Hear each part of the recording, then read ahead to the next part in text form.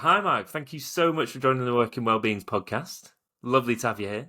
So, do you want to kick off by telling us a little bit about who you are, and what you do? Thanks, Matt. Yeah, thanks for having me on.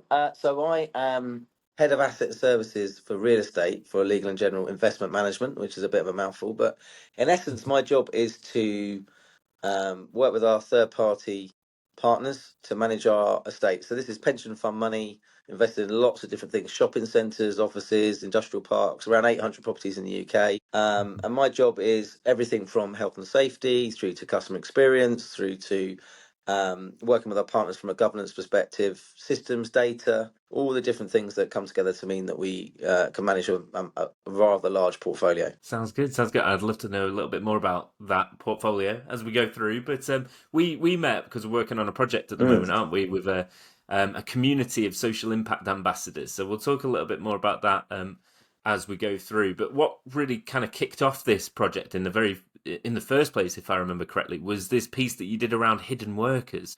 Can you tell me a little bit more about that?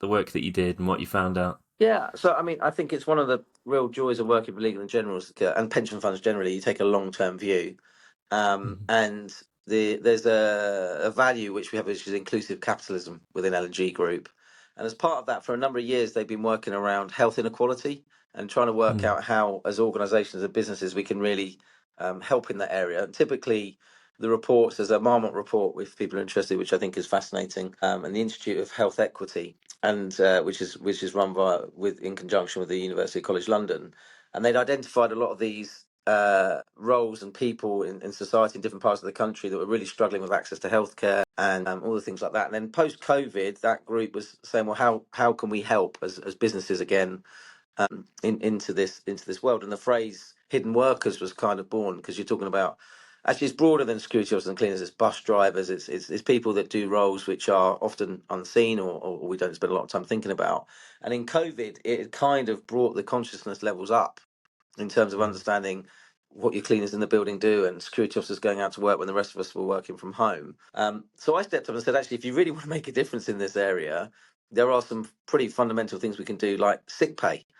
So we commissioned a report, which is the Hidden Workers Report, which she talks about, and it effectively became a qualitative study of people that have roles like that. So rather than people that sit in jobs like mine guessing what the challenges are in life, we want to go and talk to people. And I think we spoke to 40 or 50 people and really drilled into what makes their life challenging. And it was things, it's not rocket science, but things that you could understand, like really difficult shift patterns, starting at 4 o'clock in the morning so they can't get a bus to site or a train to site.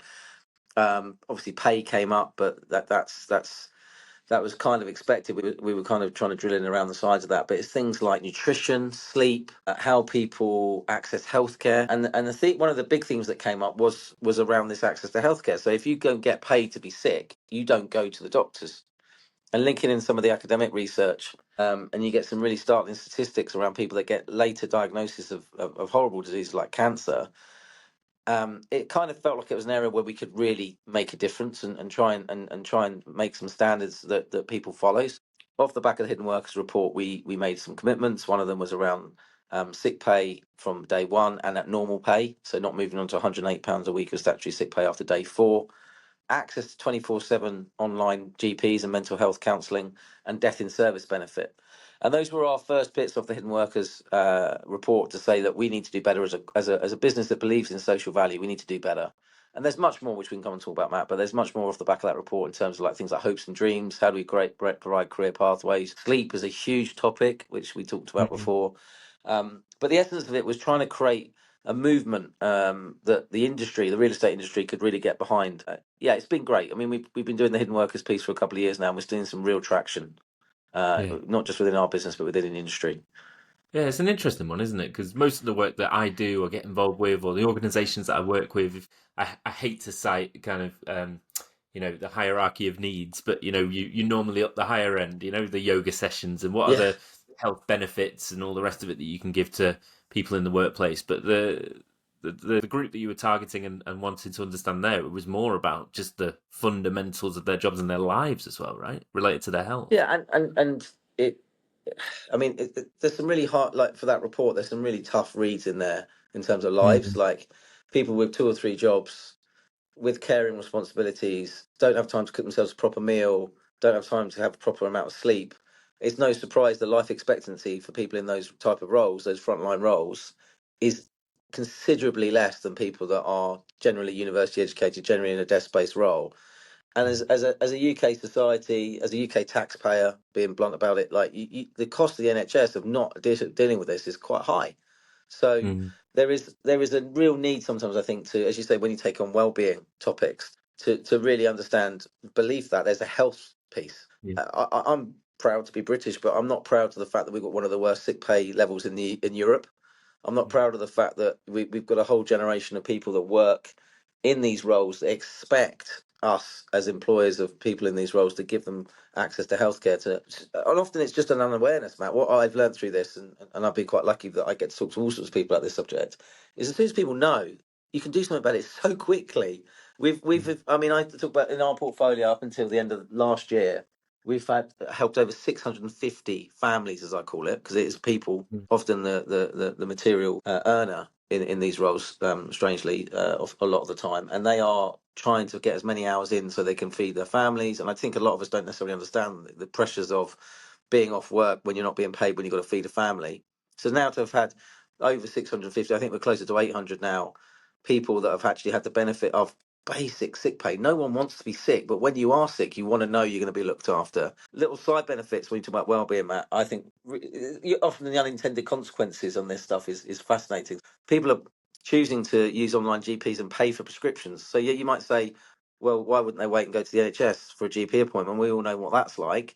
People have the Mm. choice now to spend the money for a private prescription to help their child at home, or whatever it might be. And we've really given a completely different level of flexibility to help people's well-being. Because if you're at work stressed about an ill child or an ill family member, if you've got to go home and care for people, the more we can do while people are in work, I think is really important. Yeah, I got you. Yeah, and I remember when we spoke about this a number of months back, or yeah, a number of months back now. Your grand vision for some of the work that we're doing with you was that we could have a material impact on these people's lives. And I think you quoted at one point, let's raise the let's raise reduce the mortality rate and raise the life expectancy of certain groups. Yeah, I mean that's the grand, like, the vision, if you like, is, but it then makes academics slightly anxious because proving life expectancy, a, it's a Mm. long term game. Secondly, Yeah, it's yeah. very difficult to attribute it. But I think sometimes in business things are just common sense, right? So Mm. having people in roles where they can't physically access healthcare logically says to me they're going to get diagnosed with things later on. They're not going to get proper treatment. They rush back to work. That's the other one I hear a lot of is had an operation, had to come back to work too quickly, therefore don't have time for physiotherapy, don't have time for recovery, and then they go on to long term sick. And I think that's the bit that I've really enjoyed from a learning perspective on my side is the political side of this. So we've partnered with the Centre for Progressive Change. They had a Safe Sick Pay campaign, and you learn how much politicians think about cost of healthcare, cost of long term unemployed, and the barriers between that first period of being sick to then get onto universal credit are quite hard for 6 weeks. But once you're on universal credit, there's no real incentive to go back to work, which is why you see it in the press all the time now. You've got a lot of people kind of stuck out of work. Yeah. So things like what we're talking about here, a proper sick pay approach, getting rid of waiting days, you're Mm. kind of helping people take the care they need, get an earlier diagnosis, get earlier treatment, and then come back to work and be productive for the UK economy. I mean, there is a being nice element to this, so as a good human, but there's also an Mhm. economic impact of actually treating your workforce with some dignity and Yeah. some flexibility. Yeah, I mean, look, this is really relevant, right? With the recent news from Rishi Sunak and the Conservative Party Yeah. and getting rid of fit notes and sick notes and whatnot. The thing that stands out to me about that as perhaps not being the most effective approach to this is um, it's treating the symptom rather than the cause. That's probably not the right way of phrasing it, but unless the organisations are set up similar to yourselves, where actually they are investing in people and helping them back into work and looking after their health, then the risk is that it has the opposite effect. It just forces people back into work even quicker if they're not healthy enough to do so. I'm not sure. Any thoughts on that? Yeah, I mean, I mean, the thing is, the biggest challenge in implementing these changes is that the people don't work Mm. for us, right? So we're a customer, we're a buyer, and you've got to go over a whole load of prejudice within the companies themselves around, if you give people sick pay, they're just going to use it as additional holiday. You've got to go around people saying it's too expensive, which it really isn't, because already we've been doing this for a year or two now. The long term sick is down, the short term sick is up. Mm. Actually, retention rates are higher because people feel well cared for and respected. So Yeah. it's difficult to prove at the moment. We're trying to get some academic work around it, but everywhere you go, intrinsically, you hear the companies work with saying, "I'm so glad we did this. We're actually Mm. providing people proper support in their lives. We're taking an interest in their lives, so we're not just off sick and we'll see you again in 3 months. It's like, well, what can we do to help you?" And it does help you retain staff and have the right people in your properties. For us, it's obviously a USP. We want to have properties that people want to be in because that's what we are, we're a landlord ultimately. But any company that's employing security officers, cleaners, any people, these landscape gardeners, they Mm. really, if they're going to buy that service, they generally want to do the right thing. And they talk about, like, it's funny, Matt, you hear all these businesses talk about well-being, and this is such a simple one to do. The Mm. businesses themselves need that client or the senior buy-in to do it, because it's fundamentally it's a circular piece. Like, you get the better retention, you get the better results, Mm. but you're fighting against an industry that's very, very hard coded against giving people things like basic access to healthcare and sick pay, which is kind of Mm. bizarre. I find myself in a room a lot of the time saying, these guys work for you, not me, and I'm the one Mm. asking for it. So it's not an easy one, but ultimately, if we do care about people's well-being, it starts, as you said, from the hierarchy point of view, at the basic level. Yeah. It really Yeah. And does. what was, if you don't mind me asking, what was the initial kind of motivation behind this? Was it just the moral imperative and you felt was the right thing to do, or was it you believed there'd be an economic benefit to it? What was the? I think it's a lot of it's exposure. So I was a security contract manager a few Mm. years ago now, and I did that role to learn how to manage people and to get some experience as a young graduate. I thought, oh, it would be really good, and actually, it was an eye opener for me. Like, I've Mm. had quite a cushy life, to be honest. And Yeah. actually, to go and see some of the shifts, the hours, the travel, the juggling of like ill parents and stuff, and the pain that it causes people, where they have to use their holiday when they want to be, where they are sick. Like, the phone you and say, look, I don't want to let you down, but I can't work today. I've got to go to hospital. Can I use a day's holiday because I need to feed the family? Like, Mm. once you've exposed to it, you're like, this is wrong. Yeah. And I guess I probably never realised I had the opportunity to do something about it until I got post-pandemic and I had Mm. my role and I was established in my role. And I thought, you know what, that could really make a difference. So yeah, economically it makes a difference, but fundamentally, as a human being, once you've seen the challenging situation you're putting people in, it kind of makes you want to do something about it. Yeah, that's really interesting. That's a lesson I think that anyone, if there's a senior leader listening to this, you like it or not, there's often that disconnect, right? Where it's difficult to fully empathize with the people on the front line or people in certain positions within the organization. But if you could hear those stories and see those things and, live a day in the lives of those individuals, then perhaps you'd think a little bit differently about how you invested your time, effort, resource into well-being as well. Yeah, I mean, it's a balancing act, right? So everything generally in a leadership role is how far you think you can influence. So there's no good me going Mm. on a crusade and not being in the right environment with the right level of time to put in it. Like, otherwise it just becomes a meaningless slogan, right? So Mm. it took me a little while to corral the strength, if you like, to say, right, actually, this is something that's going to take a few years. I'm going to have to put some time in it. So I had to make sure my boss was happy with it and that legal and general were happy with it. But ultimately, once you see like some of the smaller stories come out and you realise that fundamentally, well, we haven't used words yet, Matt. You know, with me, I always use the word culture. Like, if you genuinely believe in creating a high performance culture, if you genuinely believe in a culture where you're trying to get the best out of teams and people, you have to deal with those basic needs and you have to go in and fight for them, right? So I've spent the last 2 years in countless rooms selling the benefits of sick pay, which are Mm. blindingly obvious to me, but you have to take people on a bit of a journey. So some people like the economic piece, some people do want to do the right thing, but predominantly you've got to do it from a position of strength, right? You've got to do it. You've got to show that I was able to do it. So again, probably taking me 10 years longer than I'd like to address it, but I had to be in a role where I felt like I could carry it through.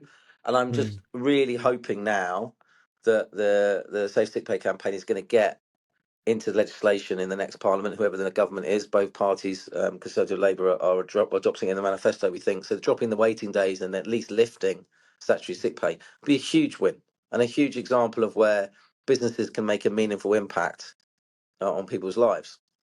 Yeah, yeah. And I love the way you talk about health, high performance, economic benefit as, synonymous with one another, right? Well, they are. It's That quite they're obvious to me. obviously. Yeah. Well, it's obvious to me as well. It's not obvious to everyone. Yeah. I mean, It's not. look, I think this is an interesting part of the conversation. It's like, if you just look at humans from a psychology point of view, most of us are hard coded to be safe. So, like, Mm, you want to keep your boss happy because you want a pay rise and a bonus, or you don't want to lose your job. In some organisations, it's as simple as that, right?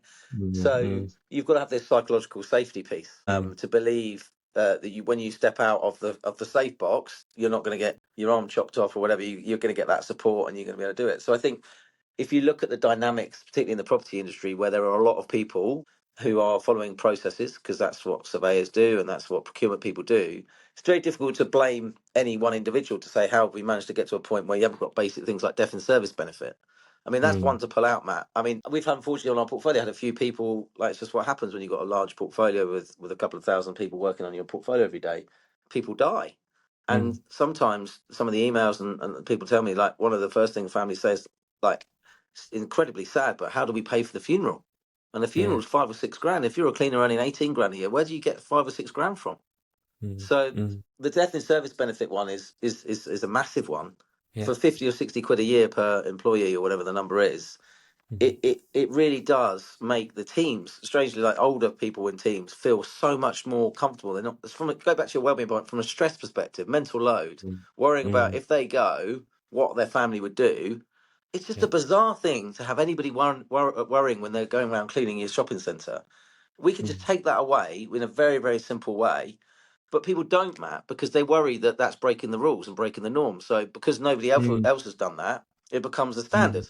So I've had to mm, be strong enough to say, look, I can see the whole picture, procurement, I can see the culture piece, I can see relationships, and I can hold the line and say, look, yeah, some days this is going to be difficult. Some days people are going to challenge us and say, well, why are you spending another percent on this contract when yeah. to get sick pay? But not a lot of people are lucky as I am to have that position and that support from above my head. Do you see what I mean, Matt? It's like Mm, mm, it's easy to criticise people, I think, but actually you can understand it. Like, the procurement individual is incentivized to buy a contract the way, in the cheapest possible way, to the mhm, statutory obligations. So if the statutory obligations are pretty low, that's mm, that's what they'll do. And the operations mm, people are so busy they can't see the wood for the trees, so they don't sit there and go, "Oh, let's change the shift times and bring in death and service benefit." So the yeah. dynamics are wrong. So, but you need Mm, people that can actually say, "Look, as part of our culture, as part of our identity, we need to do something different in this space," and that's not possible for yeah. everyone. I do have sympathy on that. Yeah, yeah. I think one of the barriers to it is responsibility and where the responsibility lies. Because I'm with you. There are people who um, maybe don't do this because it's about breaking the norm and it's doing something that's not done elsewhere and all the rest of it. Part of it, maybe it's an excuse, but I'm sure some people would argue is, well, if we start offering this, then it becomes more paternalistic, and we are responsible for everything for our employees and the employees of Yeah. our clients as well. So. Where do you stand on that? I don't know the answer to that. Well, I no, don't, I think it's an excuse to a certain extent, but do you know? I think this is a strange way to answer this one, but if no one had sick pay in the UK, I kind mm, of feel differently about it. But it's actually a two-tier society because, I mean, you're self-employed, slightly different. For me, if I was mm, sick tomorrow, nobody would blink an eyelid, I'd get paid, right? So mm, why is my job more valuable than the cleaner in one of my buildings tomorrow who's really unwell, needs to go to yeah, hospital, but will just be assumed to be swinging the lead, mm, right? That is the assumption. mm, Is there a cleaner? They're taking the mickey. Why should yeah, I pay them? So I think the fundamentals are this two-tier society piece where you're making judgments on people, which I just don't like. mm, Um, and then I think you get to the point where you're like, well, where does it stop? So we've had some really difficult conversations about, I'm not going to lie, where people phone me up and say, crikey, like, didn't need to know all this stuff about this person's life. It's harrowing. Now right, they're asking for stuff. And I'm saying, all I keep saying to them is, like, just be fair. Like, what would mm, you like? What do you think is a fair level? We can't support everyone like to the end of the earth. We can't pay people yeah, for 6 months full pay. It's just not viable. But, like, what would you do? And we've had this horrible example where somebody, because we gave them time off because they had a very severely ill spouse, as it was, I think, managed to make them managed to really hurt themselves because they were drinking because they were off work and all that sort of stuff. So then you start challenging yourself and say, well, crikey, if they'd been at work, they wouldn't have been drinking. And I said, you know what? With all the information you had available, you wanted to give that person the support to go to the hospital to help their wife. you can't be held responsible for the fact that Mm, that then led to another situation, because they might well have done that anyway. They might have finished their mm, shift, they might have come to shift drunk or whatever it might be. So mm. for our teams, like the guys that work on our facilities management teams, this is quite tough, Matt, because we are inviting them to be more open, but at the Yeah. same time, be a bit of an arbiter on what's right and what's wrong in terms of like what would the team think? Like if you give this person 6 weeks and then a week later you only give somebody else a week, that's where this Mm, discretion bit gets a bit tricky. So mm, designing mm. these policies with HR teams, we've done a lot of work on that, as you know. But Yeah. ultimately, what I'm asking operations teams to be is just use some common sense and be fair. And Mm, after the event, ask yourself: did you do everything you could do to support that individual with the information you've got available? yeah. Yeah, Yeah. Yeah. but Yeah. it's I not love a that. perfect science. No, no, and you're not going to get it right every single time, No. but I like that being values led. You know, that value of just have a look at yourself and is that fair, and put yourself in their position perhaps, and Yeah. how would you feel if you were kind of dealt with in that particular way as well. Yeah, that's a really interesting one. There was a question that sprung up in my head before, but I'm not going to be able to remember it. I have to come back to it. It's something really interesting as well. As you were talking, it will come back to me. It will come back to me. And so one of the things, just to take a little bit of a tangent that you talk quite a lot about, is the Mercury model that you Mm. use. Can you tell us a little bit more about that? Yeah, so in the property industry, I appreciate not everybody that listens to your podcast is in the property industry. You typically, as a landlord, you employ a managing agent, and they're big businesses with lots of people. But what actually accidentally then happens is that it almost becomes like their building. So you Mm, end up buying a pretty one size fits all approach to cleaning the building, to the reception team, to the maintenance of the building. And what we wanted to do with our portfolio, to to make it easy for people to understand, like for offices, we've got 40 multi-let offices across the UK, which is probably about 400 different companies in all these different offices. Is to yeah. provide a service that was differentiated as L&G. We felt like we wanted more control, but we Mm, also wanted to leverage the brilliant people that work in these property management businesses. So we invented the Mercury model, which mm, is basically saying the facilities management piece, which is the guys that run the buildings day to day, manage the suppliers that we just talked about, as an equal to the property managers, who are mm, generally RICS qualified surveyors, highly educated. And we created a new role within the facilities management provider called a service delivery manager to be that equal to the property manager. And then we said to mm, our asset managers, you're going to have to be the top of this triangle to make sure, as a leader, that building operates how we expect it to. So you can hold yourself to account for what we need to do from a lease perspective, from a net zero yeah. carbon perspective, from a social value perspective, but ultimately make sure that we are delivering the service that those occupiers, customers need in any Mm, location. And that message is key, because we have about 25 asset managers, and okay. they have to we had to do a lot of training, cultural training as well, actually, about how you lead teams when they don't work for you, how you Mm, provide consistent messaging, how you deal with difficult situations. Because basically yeah. what we're saying is that the office building we've got in Cardiff needs to operate completely different to the one in Manchester, because they might have Mm, different occupiers, they might have different needs, different age of buildings, all that sort of stuff. So the Mercury model yeah. was born, and we've now got this facilities management team of around 50 people, building managers, facilities managers across the UK. They cover nearly 300 properties for us now, and they work hand in hand with our three main managing agent partners. Because it's such a big portfolio, we have dedicated teams in each of these businesses. So Yeah. we're just about to go through these road shows in the summer, where we go to Bristol, London, and Manchester. We've had to add an additional date this year. It's like a proper tour. Like, we have to put the added date on due to popularity. And that's where you really feel our culture, Matt. That's where we really, like, all those people in the room. That's my test. We've been doing this about 5 years now. Is like, are we attracting the best surveyors in those businesses? Like, our Mm, Mercury model should be the most exciting model in the whole industry. Should be good for your career. Should be good for your yeah. personal well-being, because actually we care about you, and we try and manage the workload. We don't get it perfectly right every time. And we've Yeah. created this high performance culture, which has Mm, downsides, which I'll come back to in a second. But this culture that mm, the performance is king, and actually mm, transparency in data. So there's a lot of data. We push out scorecards so that everybody gets the data at the same time. And we've kind of taken the hierarchy out of it, Matt. That's the simple thing. So we've created this culture that says we want that real agility around buildings. We want to use data to understand what's mm, going on. And then we want continuous feedback loops with customers.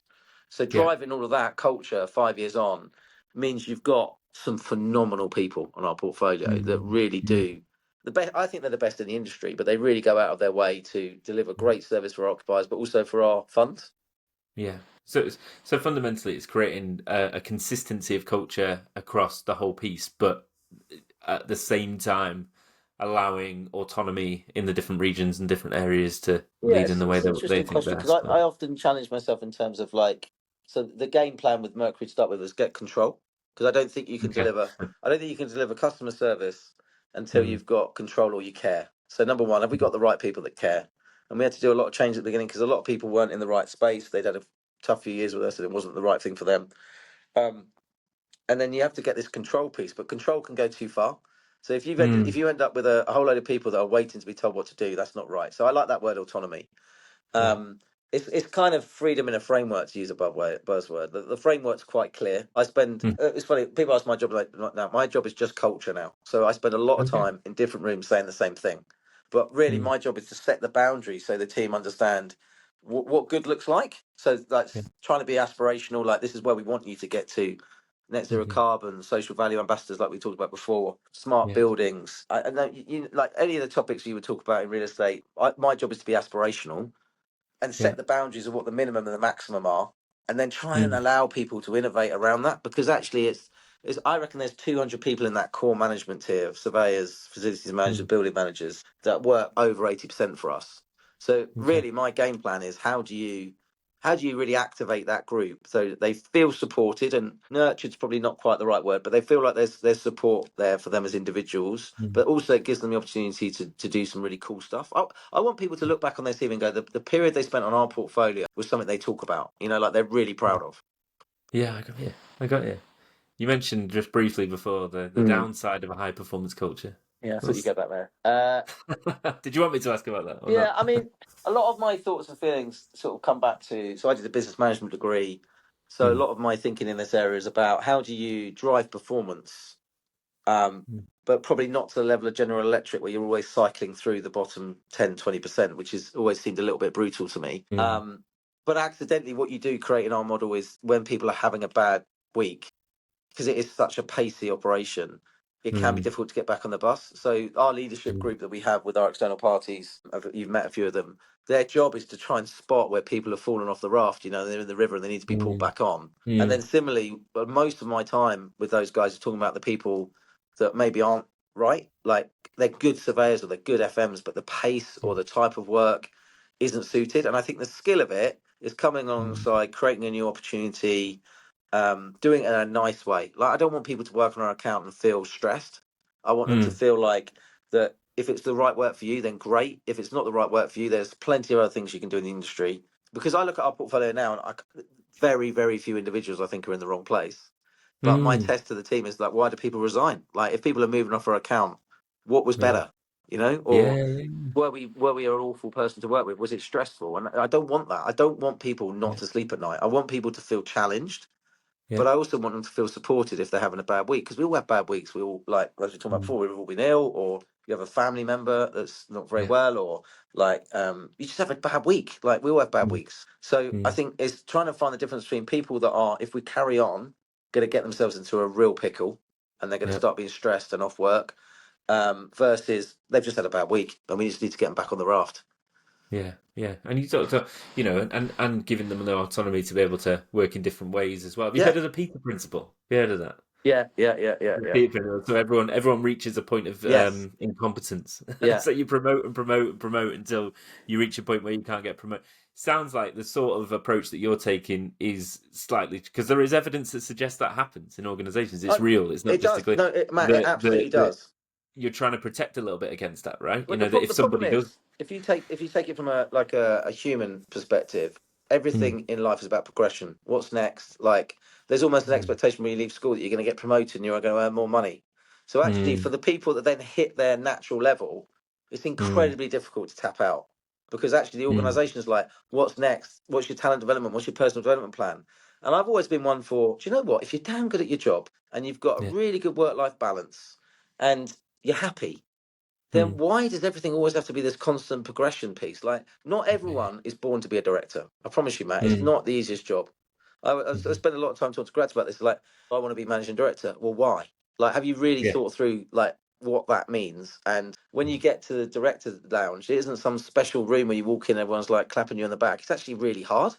It's Yeah. really Yeah. hard. Mm. And I think sometimes people are just so focused on progression, either they don't put the work in the early stages to learn what you need to be successful at that level, or Mm. they get to a point where they just get so demotivated because they're not getting promoted and they don't really understand why.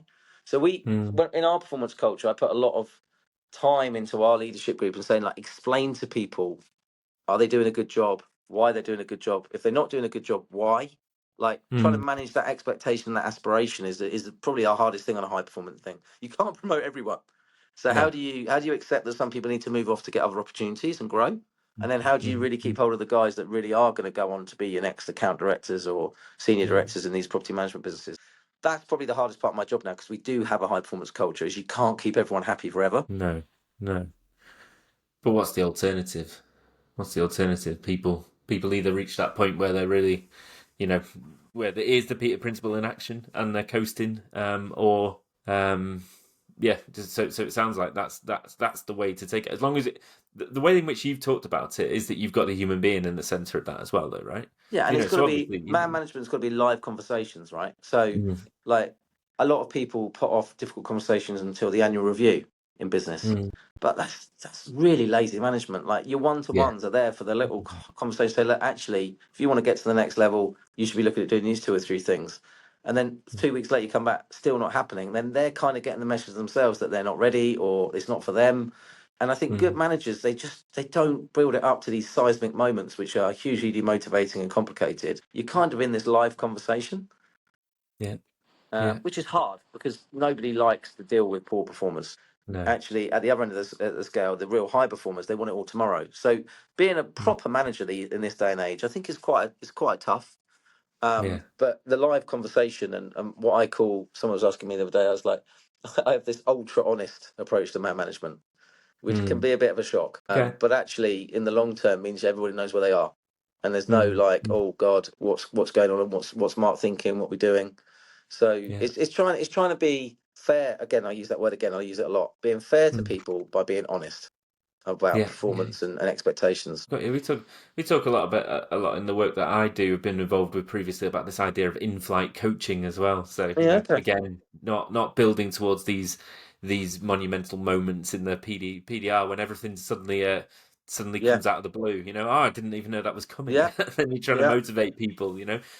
It's having these ongoing conversations, one-to-ones, and there's a real skill behind that. There's a real skill behind that.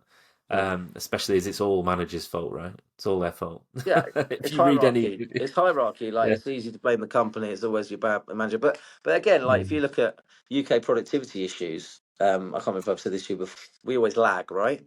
And mm, my general view on that is that in the UK we don't value general managers. We just don't. If you look at mm, Germany and the US, if you're a general manager of a factory or whatever it might be, you are yeah, seen as a pillar of the community, because being a general manager means you have to understand all the different types of yeah, work. You've got to drive the culture. You've got to drive performance. In the UK, unless you're a lawyer or a doctor or an accountant, nobody mm, really values your role. And I know, because I would class myself as a general manager. And it's a mm, very strange position to be in. But I genuinely believe one of our big productivity gap issues is line management. We are terrible at it in the UK. yeah. That's really insight. That's a really good insight. And I think a lot of the research that I've seen would back that up. Yeah. I think it Yeah, would no, definitely I back that think we up. are. Like, Yeah. like, just because you're an amazing accountant doesn't mean you're suddenly the best person in the world to lead 200 people. But that's No. kind of what you Mm, drive, is like, be best of breed as a whatever it is, technical person, solicitor, whatever. And then all mm, of a sudden you're a director and you're managing people. No one's shown you how to do that. If you've no. had bad management experiences, you kind of repeat them. Mm, That's just unfortunately the human condition. Like, you kind of, you're a product of your environment, right? So for mm, me, if we want to be more kicking on as an economy, we need to value management skills, soft yeah. management skills, um, ahead of technical, or at least equally. At least Yeah. equally. We still Yeah. need Yeah. scientists and accountants and all that sort of stuff. I'm married to an Yeah. I've got accountant, you. by the way. Um, Yeah. I do understand that we need those skills, but I do also think we should probably really celebrate people that are able to work, because we Yeah. celebrate entrepreneurs at the other end of the scale, but the people that manage Mm, massive teams and huge mm. projects, they don't get the same level of respect, in my view. That's very true. Even calling them soft skills, which I say all the time, it's a phrase I use all the time. But soft skills, does that do it justice? Because even in the sense that sounds like it's not as important as hard skills or technical skills. It's very But true. yeah, The language we we'd have use to for these change. things are very important. You're right. Yeah. Yeah, we'd have to change the entire language for that. Maybe not something for this I'm not sure I've got the podcast, energy right for then. that. So Yeah, I wanted to ask you about the social impact piece because obviously that's yeah, something that we're working on yeah, at the moment. You mentioned it in passing earlier as well. So at the moment we're working on a project together yeah, where we have created a social impact ambassador role. So to get these ambassadors, people from across the business, who, by the way, we recruited based on some of the skills that we've yeah, talked about already. So what's the idea? I'll let you describe them. So what's the idea behind the social impact yeah. ambassadors? I mean, I think with anything, it's it's not easy, but it's the a pilot in anything like doing Mm, something in one place is relatively possible. Let's put it that way, rather than easy.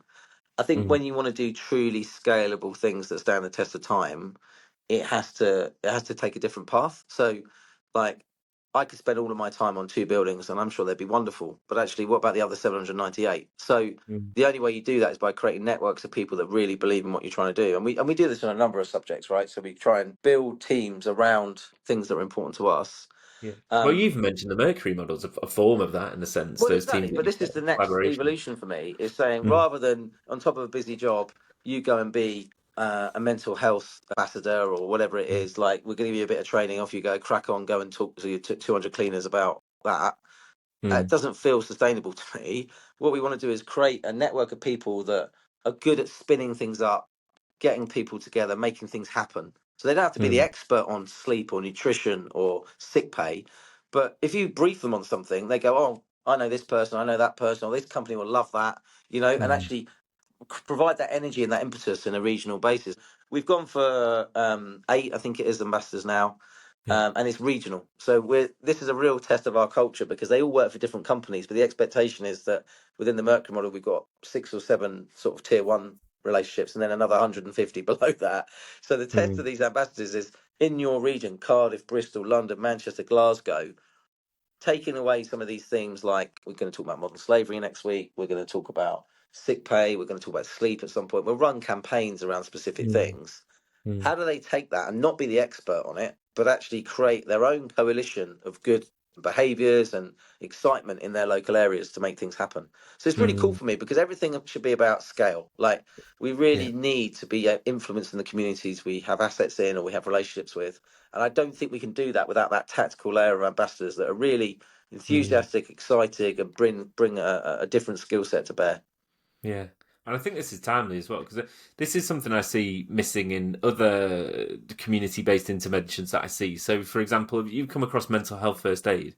Yeah, Have you come across that MHFA England? Now, look, I'm probably on the record as saying I'm not the biggest fan of that program. I've been on it. I actually enjoyed the program. I enjoyed the training. I think that some of the stuff that they talk about hugely important. But when I've seen it, when I've seen this actually used within organisations, there's a bit missing. So you train up these mental health first aiders, but they have limited influence yeah, over a local, certainly a strategic level, and it's difficult to scale any of their impact. So what ends up happening is, yeah, sure, you've got a lot of them, and there's a bit more education and a bit more awareness, and there are some conversations beginning around people's mental health, but in no sort of consistent way. And then the question is, oh, well, how do we scale this? And the answer tends to be from organisations that I've worked with, let's just train more. train Let's more just train people. even more Yeah. of them.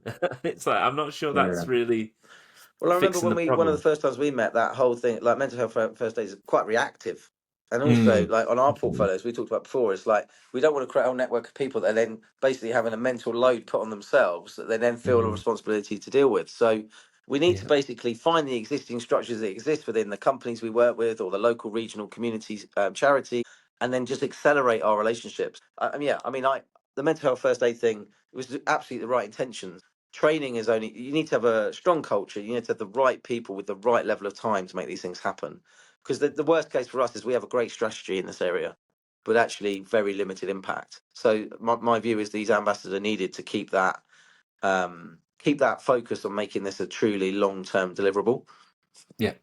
Yeah, yeah, absolutely. And the other thing that I really like about the program, I like about the program that I'm involved with, But you although it designed, yeah. wasn't necessarily, it Yeah. was work that you were already doing. It was Yeah. so that I'll actually give praise to a piece of work that you're already doing around social impact, more Yeah. specifically, Yeah. is this idea that it's very very Yes. place It's based social localized. impact, and taking that approach, which I think is the right way to go. You know, because again, it comes back to this idea that you need a level of consistency, and the whole idea of connecting these 8 ambassadors across different regions is so that they'll cross pollinate and they'll share stories and case studies. Ultimately, the things that they're helping to happen within their regions are driven by the needs of the regions and the communities that they serve and they exist in. So that's something that I think is really exciting about this whole piece. And anyway, seeing well-being. Well, I was going to ask you about that actually. Seeing well-being as a pillar within social impact more broadly. That's an interesting one. That's an interesting one. In the sense that I believe when we first started talking about it, we were looking at this a little bit more narrow because given our background, it's more about health and well-being. But I think you helped us to see that it sits quite closely alongside other things related to larger social impact, environmental impact, this sort of thing. Like there's so many different things, like conditions that you spend time in affects your sleep, sleep then affects your Mm, well-being. So everything's connected.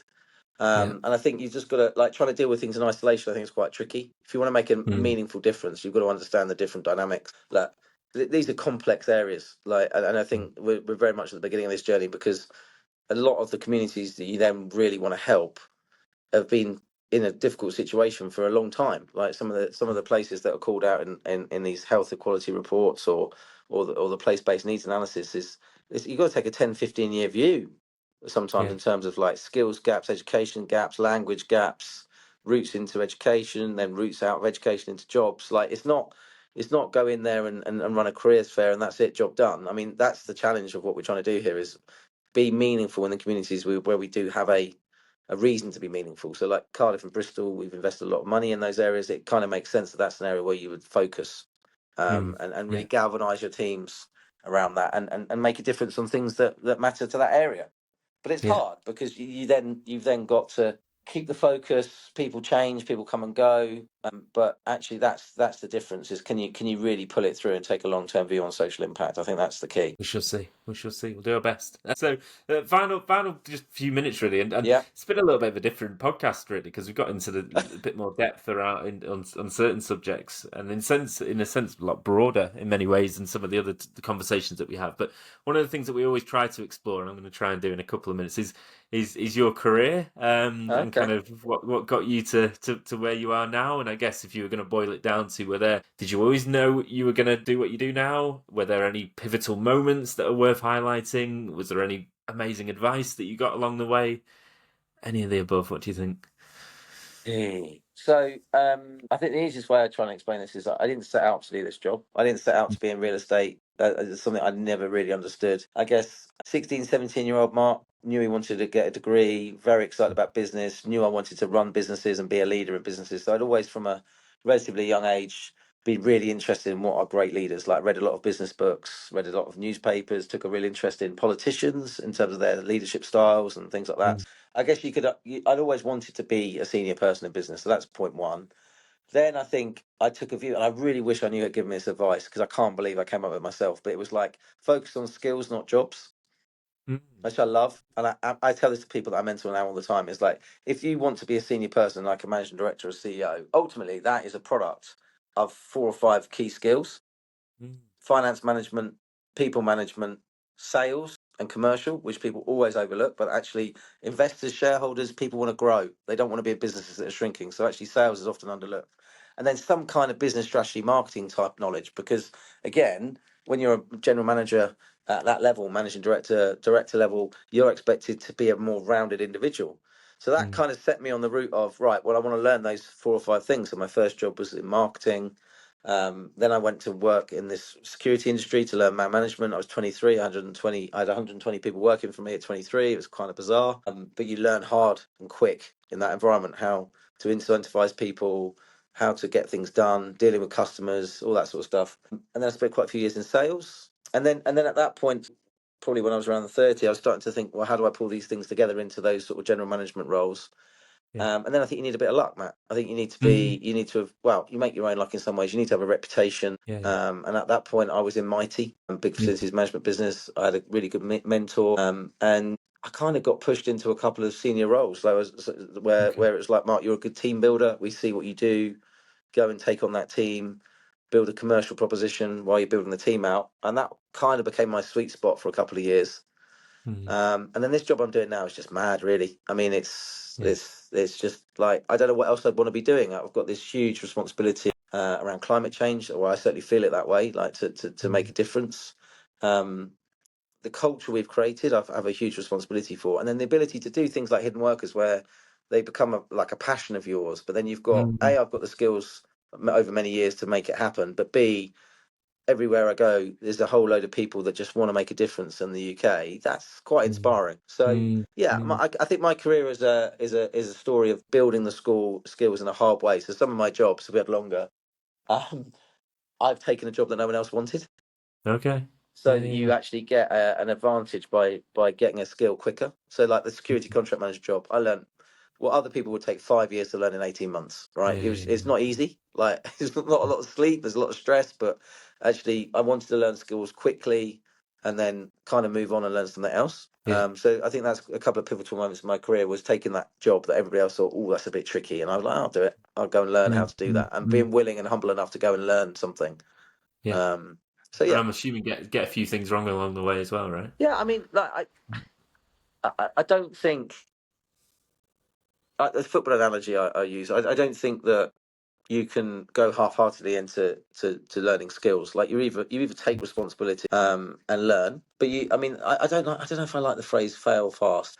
I think you got to have an awareness of what went wrong. I mean, my classic example of that is sales. It's so hard. Have you ever done any sales? I suppose you do a Um, little bit in your business, a but little bit, yeah. Business development, yeah, yeah, but fair bit. pitching and trying to get the price right and having the Mm. relationship right. So in sales, you need the right price, right solution, the right relationship. Trying to Hmm. get all three at the same time is very difficult. So for the Yeah, first two yeah. or 3 years, I was terrible at sales. I should have been fired about 4 times. But the thing that I think always kept me in the game was that my behaviours and my ability to learn and not make the same mistake twice kind Mm. of got me through those years where you're just learning, and then people start saying, right, okay, now I understand your skill set, Mark. Here's the jobs where you can really go and crack on and make a difference. So I think Got you. you do have to be quite resilient if you want to be a senior person, and you have to really sort of dig in Yeah, and learn those lessons, and not be afraid to go into situations where you are going to learn, and yeah, the answer might not be what you thought it was on the way in. yeah, yeah. Hey, I think that's really good advice. I love the piece around skills rather than jobs and careers. And this is something we talk a lot about. Within our community, it's all about enhancing the role of a well-being leader within a business, which is a relatively new role, right? Yeah, 10, 15 years ago, these roles didn't exist. So I think people are still working it out to a certain extent. But this idea that we've had quite a few of these conversations. Passion isn't enough. So a lot of people in these positions are passion driven. It's something that they truly believe in. They deeply believe in, values driven, all the rest of it. Fine, but they also need to have these skills. Whether it's influencing senior leaders, whether it's data literacy, whether it's yeah, sales, yeah, sales marketing, because it's a sales job. We started the conversation saying, having a conversation about some of the things that you're doing for hidden workers, and that's a sales job, right? Just to yeah, say that and you this learn is a how worthwhile to. pursuit. It's like presentations. People like I think I'm reasonably competent at presentations, but that's not because I woke up one morning. I reckon I've done 200 or 300 presentations in a sales career Right. of 5 years, right? And you know Mm. that the old is it Malcolm Gladwell? Like you keep doing the same thing, Your like 10,000 hours, yeah. yeah, 10,000 hours. You do that is true. Like the more you do something, the better you get at it. Mm. And I think that the ability for certainly younger people in their careers to take jobs which give them a skill which doesn't kind of make sense in a logical sort of like ladder climb is the real Mm. differentiator. Because it's funny when I look at CVs now, if people on the classical route, that's great, that's fine. But there's someone that's done something a bit different. You think, do you know Yeah. what? That's really interesting to me because you're going to flavour that role in a slightly different way. Mm. So Yeah. experiences and skills, and then trusting that if you're good enough that you can bring it all together in the end, I think is Mm. really the way to be.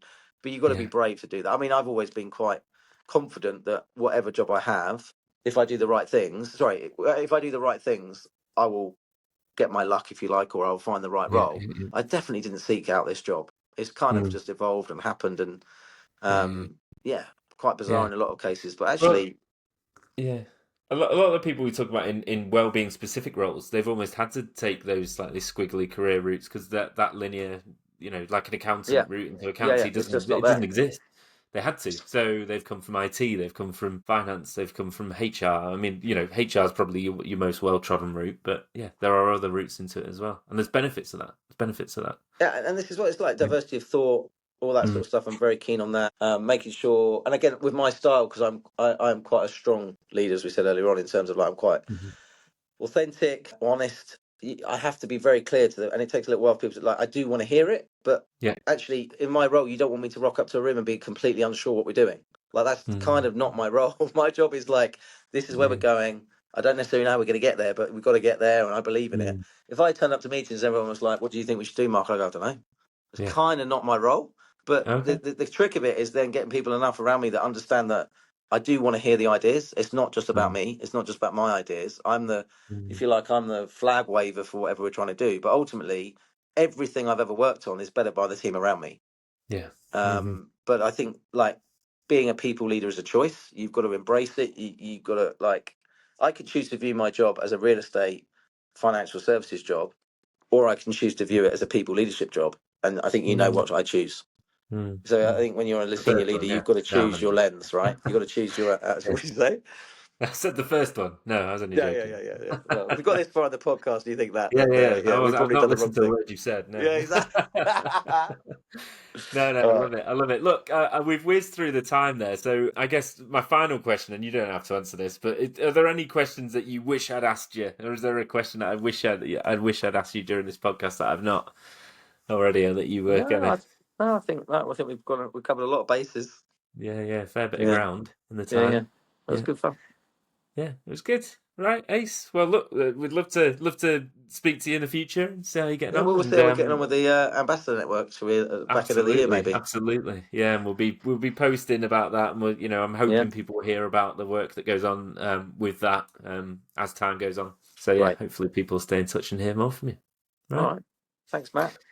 And I should always ask at the end, if anybody wants to find you or ask you any Yeah. questions, that's if you want them to find you. Yeah, where, LinkedIn, where do they find you? LinkedIn is my preference. I like LinkedIn. It's a good way to keep in touch with people. Always happy to talk to people if they want to reach out. Perfect. Ace, thanks so much for your time. Thank you. Yeah, see you soon.